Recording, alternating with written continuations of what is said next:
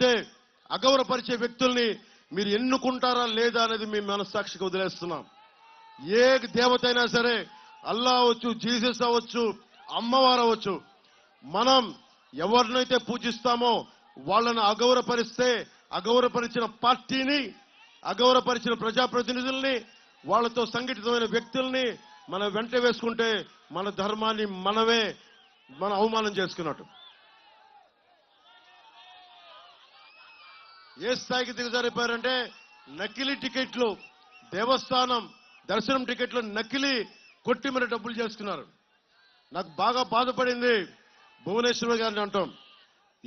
ఏ కూతురికి, ఏ తండ్రికి కూడా, ఏ కుటుంబ సభ్యుడికి కూడా అలా బాధ రాకూడదు. అందుకని వైఎస్ జగన్ కనుసన్నల్లో మెలగటానికి ఏ స్థాయికైనా వైసీపీ నాయకులు దిగజారిపోతారని. ఈ వేదిక మీద ఉన్న వాళ్ళ మేమెవరూ స్నేహితులం కాదు.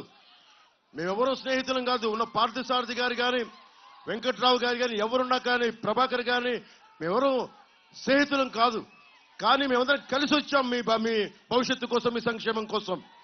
కానీ అందరికీ విలువలు ఉన్నాయి. రాజకీయం చేస్తారు, అందరూ ఇంకొకరు గెలవాలని కోరుకోరు. రాజకీయం చేస్తారు, కానీ దానికి పరిమితులు ఉంటాయి.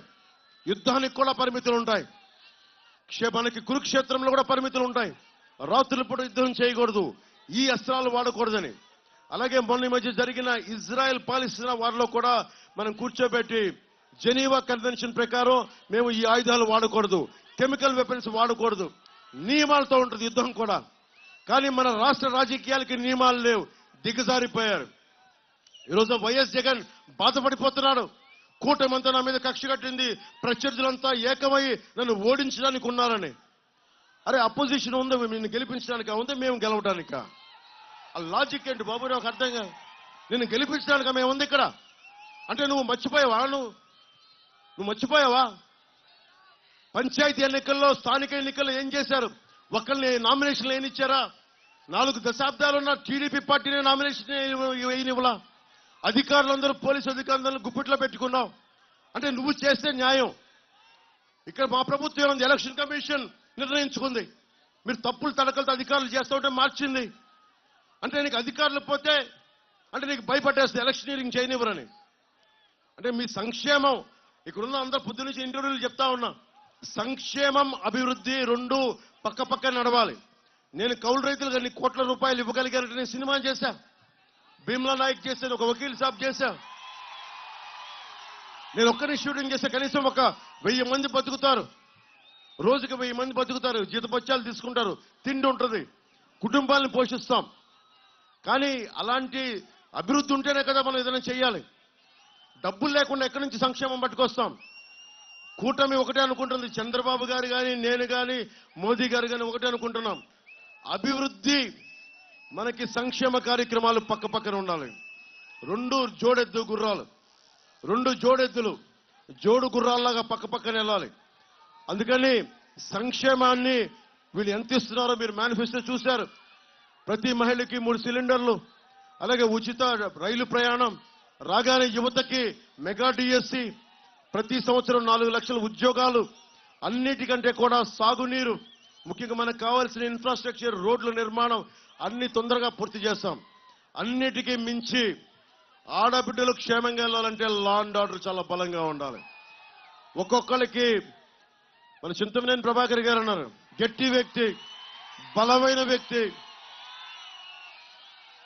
వైసీపీ దాష్టీకాలను తట్టుకున్న పాపం ఆయన వల్ల ఇబ్బంది పడి కూడా ధైర్యంగా ఈరోజు నిలబడ్డ వ్యక్తి. అలాంటి వ్యక్తి కూటమి ఉంది ఇక్కడ, బలంగా నిలబడతాం. నమస్కారం, కూర్చో.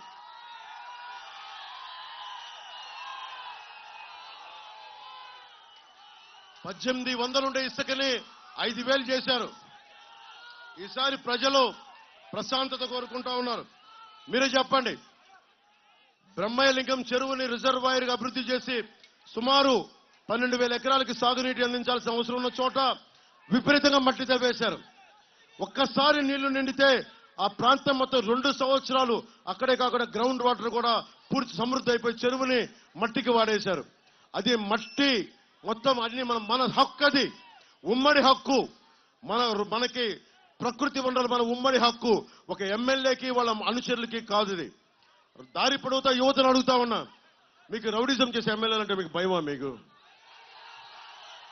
అదే నా గన్నవరం సత్తా. చొక్కాలు చించుకుంటా ఉన్నారు, మీరు స్లోగనీరింగ్ చేస్తా ఉన్నారు, చేతులు ఎత్తుతా ఉన్నారు. మీరు మార్పుకి ముందుకెళ్ళకపోతే మీరు ఎన్ని ఎర్ర తువ్వాళ్లు కట్టుకున్నా, పచ్చ తువ్వాళ్లు కట్టుకున్నా పనిచేయదు. ఓట్లేసేటప్పుడు రౌడీజం చేసే వాళ్ళతో నిలబడాలి. మీకోసం నిలబడే నాయకుల సమూహానికి మీరు అండగా ఉండాలి.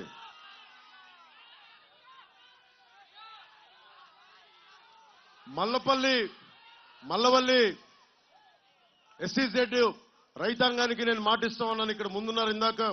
ముఖ్యంగా మీ బాధలు నేను అర్థం చేసుకున్నవాడిని.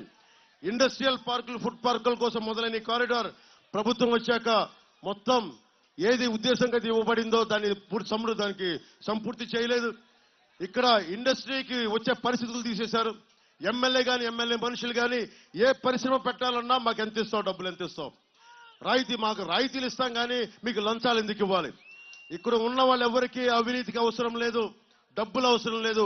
ప్రతి పారిశ్రామికవేత్తని సంపూర్ణంగా మల్లవల్లి SEZ కోసం అందరికీ అండగా నిలబడతాం.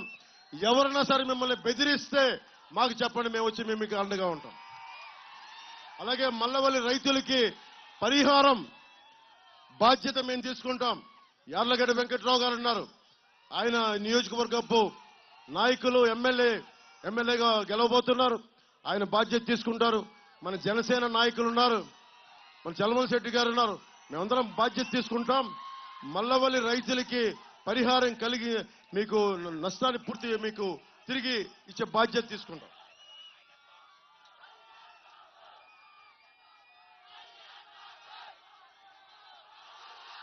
అలాగే గన్నవరం విమానాశ్రయంకి భూములు ఇచ్చిన రైతులకి పరిహారం అందలేదని చెప్పి తెలిసింది. బుద్ధవరం, కేసరపల్లి, అజ్జంపూడి, దావాజీగూడె, మల్లాపురం, చిన్నౌటిపల్లి గ్రామాలకి చెందిన రైతులు తమ విలువైన భూముల్ని గన్నవరం ఎయిర్పోర్ట్కి ఇచ్చారు.